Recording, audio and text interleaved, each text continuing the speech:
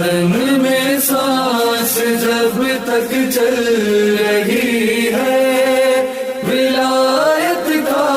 سفر جاری رہے گا۔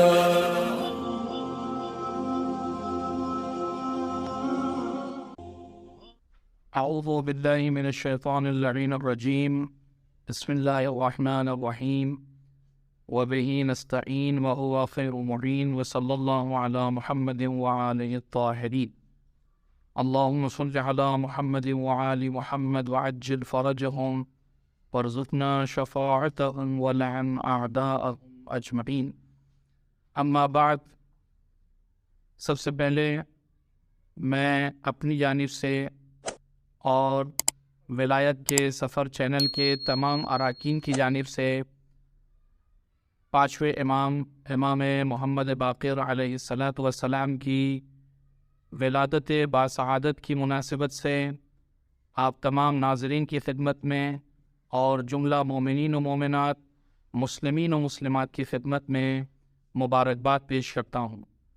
اور ساتھ ہی ساتھ ماہ رجب المرجب کی آمد کی مناسبت پر بھی آپ تمام مومنین اور مومنات کی خدمت میں مبارکباد پیش کرتا ہوں، اور خداوند متعال سے دعا گو ہوں کہ پروردگار ہم سب کو اس عظیم مہینے میں ولایت کے نورانی مطالب سے منور فرما۔ چونکہ آج کا دن یعنی 1 رجب المرجب روز ولادت امام محمد باقر علیہ السلام ہے، لہٰذا آپ کی ذات والا اور آپ کی خدمات سے متعلق کچھ باتیں آپ کی خدمت میں عرض کرنے کی سعادت حاصل کروں گا۔ امام علیہ السلام اپنے ایک نورانی کلام میں ارشاد فرماتے ہیں، الکمال کل الکمال التفقہ فی الدین والصبر علی النائبہ وتقدیر المعیشہ۔ قبل اس کے کہ میں اس حدیث کے ضمن میں امام علیہ السلام کی طرف سے یہ جو حدیث وارد ہوئی ہے اس پر کچھ روشنی ڈالوں، میں اپنے ناظرین میں جو خاص طور سے بچے اور بچیاں ہیں، نوجوان اور جوان ہیں، ان کی خدمت میں امام علیہ السلام سے متعلق کچھ ابتدائی معلومات پیش کرنے کی سعادت حاصل کرنا چاہ رہا ہوں۔ امام علیہ السلام کی تاریخ ولادت 1 رجب المرجب 57 ہجری ہے، اور امام علیہ السلام سرزمین مدینہ منورہ پر ولادت کا شرف حاصل کر رہے ہیں۔ اسی کے ساتھ ساتھ امام علیہ السلام کی جو تاریخ ولادت کا سن ہے وہ ہے 57، یعنی 57 ہجری۔ اور میں اپنے بچوں کے لیے خاص طور سے یہ بات عرض کروں گا کہ وہ نوجوان یا جوان جو اس عدد کو یاد کرنے کی مشکل میں گرفتار ہوں، ان کے یاد کرنے کا طریقہ بڑا ہی آسان ہے کہ امام علیہ السلام چونکہ سلسلہ امامت کے 5ویں امام ہیں اور سلسلہ عصمت کے 7ویں معصوم ہیں، لہٰذا آپ کا سن ولادت یعنی جو سن ولادت ہے وہ 57 ہجری ہے، اور اسی 57 میں اگر آپ 57 سال اور ایڈ کر دیں تو آپ کی سن شہادت جو ہے وہ نکل کر آ جاتی ہے، وہ ہے 114 ہجری، یعنی امام کی تاریخ شہادت 7 ذی الحجہ 114 ہجری ہے، اور آپ مدینہ ہی میں شہید ہوئے ہیں، اور جنت البقیع میں آپ کو آپ کے پدر بزرگوار اور آپ کے جد بزرگوار کی خدمت یعنی پہلو میں جگہ ملی، اور آپ کو جنت البقیع میں دفن کیا گیا۔ یہ امام کا مختصر سا تعارف تھا، جس میں آپ کے القاب جو بہت زیادہ مشہور ہیں وہ ہیں باقر، جو تقریباً تاریخی کتابوں میں موجود ہیں، اور ایک اضافے کے ساتھ کہ باقر العلوم، چونکہ آپ نے اپنے زمانے میں علم کے بہت بڑے اور مشکل مسائل کو حل کیا، لہذا آپ باقر العلوم کے لقب سے ملقب ہوئے۔ اسی کے ساتھ ساتھ آپ کے القاب میں شاکر، ہادی اور دوسرے القاب بھی تاریخی کتابوں میں پائے جاتے ہیں۔ آپ کی کنیت میں ابو جعفر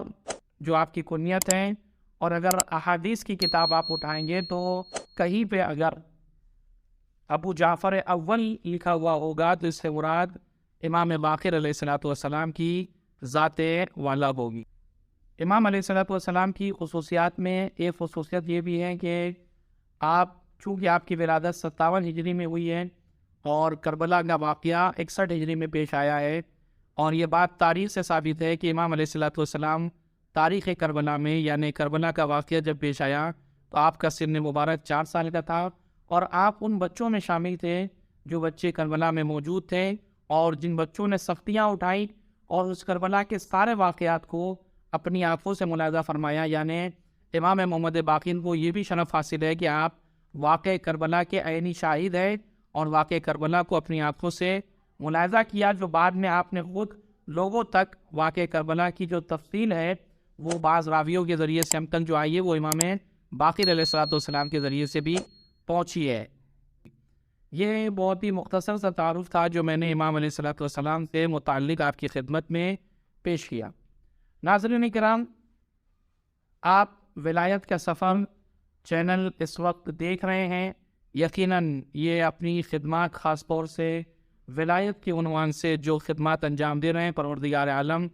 ان تمام نوجوانوں کی خدمات کو بنحو احسن قبول فرمائے۔ میں نے جس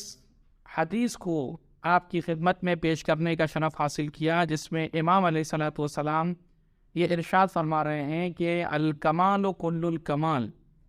سارا کا سارا کمال اگر کہیں پہ نظر آئے گا تو وہ 3 چیزوں میں نظر آئے گا۔ یعنی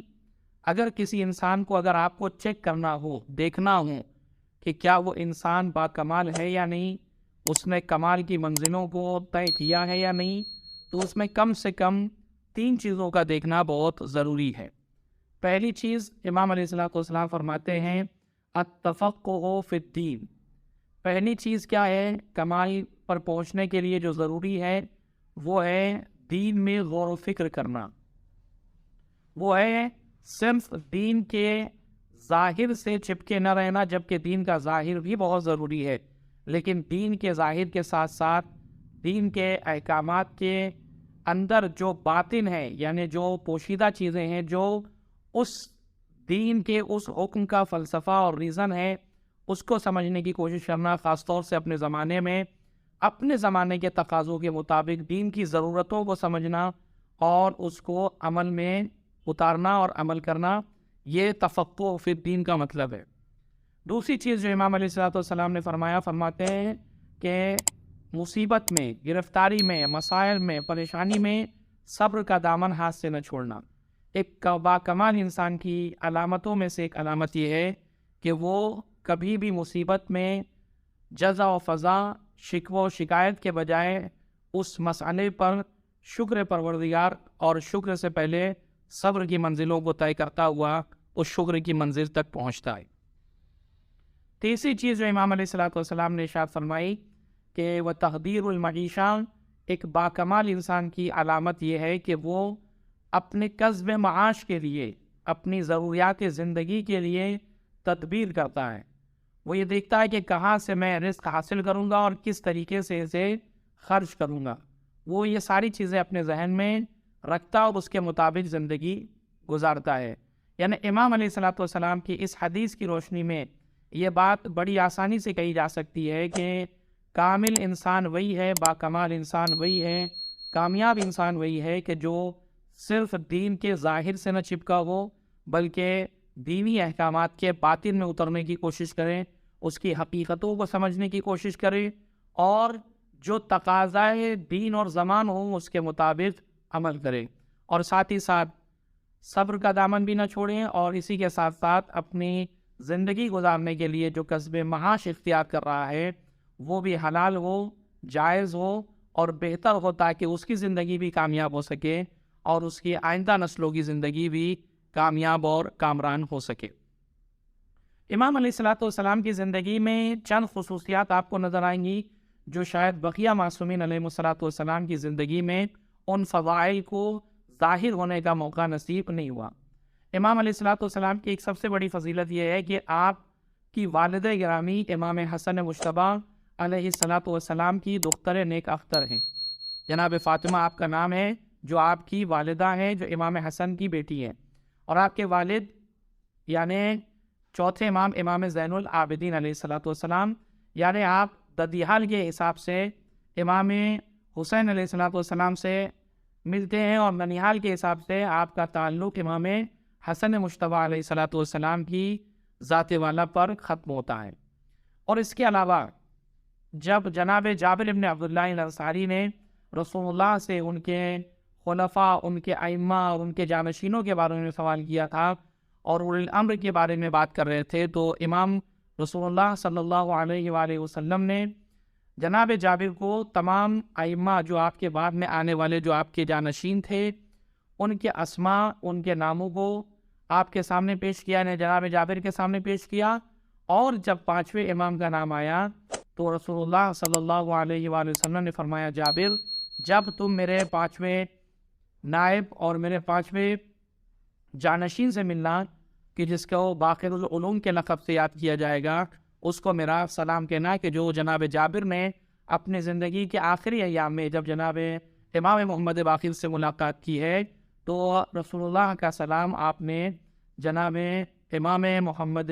باقر علیہ الصلوۃ والسلام کی خدمت میں پیش کیا، اور یہ سعادت امام علیہ الصلوۃ والسلام کو حاصل ہوئی کہ رسول اللہ نے آپ کو جناب جابر کے ذریعے سے سلام پہنچایا۔ اس کے علاوہ آپ کی زندگی میں جو بنی امیہ کے خلفاء، جو بنی امیہ کے جو بادشاہ تھے، وہ جو زندگی گزار رہے تھے اس میں ولید ابن عبد الملک کا نام آتا ہے، سلیمان ابن عبد الملک کا نام آتا ہے، ہشام ابن عبد الملک کا نام آتا ہے، اور عمر ابن عبد العزیز کا بھی نام اس میں شامل ہے۔ آخر میں جو ہشام ابن عبد الملک ہے جس نے آپ کو زہر سے ذریعے سے شہید کیا، اور آپ 7 ذی الحجہ 114 ہجری کو اس دار فانی سے کوچ کر دار بقا کی طرف کوچ کر گئے۔ سب سے اہم بات جو میں نے اس کلپ اور اس جلسے کے لیے آخر میں رکھی، وہ چونکہ یہ چینل ولایت کا سفر ہے جس میں ولایت سے متعلق گفتگو کرنی ہے، لہذا ایک حدیث جو امام محمد باقر علیہ الصلوۃ والسلام سے منسوب ہے اور موضوع ولایت پر میں سمجھتا ہوں اس سے زیادہ بہترین حدیث شاید معصومین علیہ الصلوۃ والسلام کی احادیث میں آپ کو نظر نہ آئے، کہ جس کے حدیث کے راوی جناب زرارہ ہے، چونکہ امام محمد باقر کے اصحاب میں بہت ہی بہترین اصحاب جن میں جناب زرارہ، جناب ابو بصیر اور دیگر اصحاب بھی شامل ہیں، جناب زرارہ اس حدیث کو امام محمد باقر علیہ الصلوۃ والسلام سے نقل فرماتے ہیں کہ امام علیہ الصلوۃ والسلام نے فرمایا، بنی الاسلام علی 5 اشیاء، اللہ نے اسلام کی بنیاد 5 چیزوں پر رکھی ہے۔ یہ امام محمد باقر علیہ الصلوۃ والسلام فرما رہے ہیں، اور اس کے بعد آپ فرماتے ہیں علی الصلاۃ والزکاۃ والصوم والحج والولایہ، کہ ان 5 چیزوں پر اللہ نے اسلام کی بنیاد کو رکھا، جس میں نماز، زکوٰۃ، روزہ، حج اور ولایت شامل ہے۔ گفتگو یہی پہ تمام نہیں ہوتی، بات جب یہاں تک پہنچی تو جناب زرارہ نے امام محمد باقر علیہ الصلوۃ والسلام سے پوچھا کہ مولا، ان 5 چیزوں میں سب سے زیادہ افضل کون ہے؟ وَأَيُّ شَيْءٍ مِّن ذَلِكَ أَفْضَلُ، ان میں جو 5 چیزیں آپ نے ذکر کی ہے اس میں سب سے زیادہ افضل اور بافضیلت کون ہے؟ تو امام علیہ الصلوۃ والسلام نے فوراً یہ جملہ ارشاد فرمایا، آپ نے فرمایا الولایہ، ان 5 میں سب سے زیادہ اہمیت کی حامل ولایت ہے۔ اور اس کی علت بھی امام علیہ الصلوۃ والسلام نے فرمایا، امام فرماتے ہیں لِأَنَّهَا مِفْتَاحُهُنَّ، اس لیے کہ ولایت ان بقیہ چیزوں کی چابی کا نام ہے، کہ اگر ولایت نہ ہو اور اگر والی نہ ہو تو والی ہی ہے، جس کے پاس ولایت ہوتی ہے وہی ان چیزوں کی طرف رہنمائی کرتا ہے۔ اور اگر میں اپنے سامعین اور اپنے ناظرین کے لیے سادہ زبان میں یہ بات عرض کروں تو احادیث کا جو دوسری حدیث ہے اس کا خلاصہ اگر میں ذکر کروں تو معصومین علیہ الصلوۃ والسلام نے ارشاد فرمایا کہ ولایت انسانی زندگی کے لیے اتنی زیادہ اہمیت کی حامل ہے کہ اگر نماز انسان کھڑے ہو کر نہیں پڑھ سکتا تو اسے اجازت دی گئی ہے کہ وہ نماز بیٹھ کر بھی پڑھ سکتا ہے، بیٹھ کے نہیں پڑھ سکتا تو اسے اجازت دی گئی ہے کہ وہ نماز لیٹ کر بھی پڑھ سکتا ہے۔ اسی طریقے سے ماہ مبارک رمضان میں اگر کوئی انسان مریض ہو تو اسے اجازت دی گئی ہے کہ وہ ان دنوں میں روزہ نہ رکھ کر بقیہ دنوں میں جب وہ صحت یاب ہو جائے اس وقت وہ روزے کو مکمل کر سکتا ہے۔ اس کے علاوہ زکوٰۃ، اگر آپ کے پاس نصاب زکوٰۃ مکمل نہیں ہوا ہے تو زکوٰۃ واجب نہیں ہوتی. یا اسی کے علاوہ حج، جب تک انسان مستطیع نہ ہو جائے اس پر حج واجب نہیں ہوتا. ممکن ہے کہ انسان پوری زندگی گزارے لیکن اس کے اوپر حج واجب نہ ہو سکے. کیوں؟ اس لیے کہ حج کا وجوب انسان کی استطاعت سے متصل ہے. جب تک انسان مستطیع نہیں ہوتا اس وقت تک حج اس پر واجب نہیں ہوتا. لیکن ولایت اہل بیت اطہار علیہم الصلوۃ والسلام ایسی نہیں ہے کہ اگر میں کھڑا ہوں تو میرے اوپر واجب ہے، جب میں بیٹھ جاؤں تو مجھ پر واجب نہیں ہے. آپ جس حالت میں ہو، جس مرحلے میں ہو، زندگی کے جس مرحلے میں زندگی گزار رہے ہوں، اچھی زندگی ہو، بری زندگی ہو، کھڑے ہو، بیٹھے ہو، بیمار ہو، صحت مند ہو، جس مرحلے میں بھی ہو، ولایت کا دامن آپ نہیں چھوڑ سکتے. زندگی کے کسی لمحے میں بھی ہمیں اجازت نہیں دی گئی ہے کہ ہم ولایت سے اپنے آپ کو الگ کر لیں. لہٰذا ہماری زندگی کے لیے اور احکام شریعت کے لیے سب سے زیادہ اہم چیز جو ہے وہ ہے ولایت. ولایت ہی وہ چیز ہے جو انسان کو دنیا میں بھی سرخرو کرے گی اور آخرت میں بھی اسے انشاءاللہ شفاعت اہل بیت اطہار علیہم الصلوۃ والسلام نصیب ہوگی. البتہ ولایت کے معنی سمجھنے کی ضرورت ہے کہ ولایت کے معنی اور مفہوم ہے کیا. ولایت کا معنی اور مفہوم سادہ زبان میں اپنے ناظرین کے لیے یہ عرض کروں گا کہ ولایت یعنی اہل بیت اطہار علیہ الصلوۃ والسلام کی محبت، وہ بھی عملی محبت، یعنی جو انہوں نے اور خداوند متعال نے جو واجب چیزیں بتائی اس پر عمل کرنا، جن حرام چیزوں کا ذکر کیا ہے اس سے پرہیز کرنا، ان کے بتائے ہوئے باتوں پر عمل کرنا، ان کی بتائی ہوئی باتوں سے پرہیز کرنے کا نام ہے ولایت. ولایت یعنی اہل بیت اطہار علیہ الصلوۃ والسلام کا ہماری ذات پر، رسول اللہ کا ہماری ذات پر، خداوند متعال کا ہماری ذات پر ہم سے زیادہ حق رکھنا، یہی ولایت کا مفہوم ہے. اور اگر یہ ولایت کا مفہوم کسی نے سمجھ لیا کہ ہمارے اوپر ہماری جان سے زیادہ، ہمارے مان پر، ہمارے وجود سے زیادہ خدا، رسول اور اہل بیت اطہار علیہ الصلوۃ والسلام کا حق ہے، تو پھر یہ زندگی وہ زندگی ہوگی کہ جو انسان زیارت عاشورہ میں ادا کرتا ہے کہ پروردگار مجھے ایسی زندگی عطا کر جیسی زندگی اہل بیت کی تھی، مجھے ویسی موت عطا کرنا جیسی موت اہل بیت اطہار علیہ الصلوۃ والسلام کو آئی. انہی الفاظ کے ساتھ میں اپنی گفتگو کا اختتام کروں گا اور آخر میں خداوند متعال سے دعا گوں کہ پروردگار ہم سب کو، ہم تمام مومنین و مومنات، تمام مسلمین و مسلمات کو ولایت کے معنی، اس کے مفہوم کو سمجھنے، اس پر عمل کرنے اور اس کو اپنے عملی زندگی میں اتارنے کی توفیق عنایت فرما. اور ساتھ ہی ساتھ میں آخر میں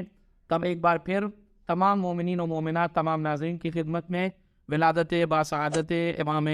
محمد باقر علیہ الصلوۃ والسلام کی مبارکباد پیش کرتا ہوں اور خدا سے دعا گو کہ پروردگار ہم سب کو امام باقر علیہ الصلوۃ والسلام اور بقیہ معصومین علیہ الصلوۃ والسلام کی معرفت نصیب فرما، ان کی سیرت کو پڑھنے کی، اس کو سمجھنے کی اور اس پر عمل کرنے کی توفیق عنایت فرما. وآخر دعوانا ان الحمد للہ رب العالمین.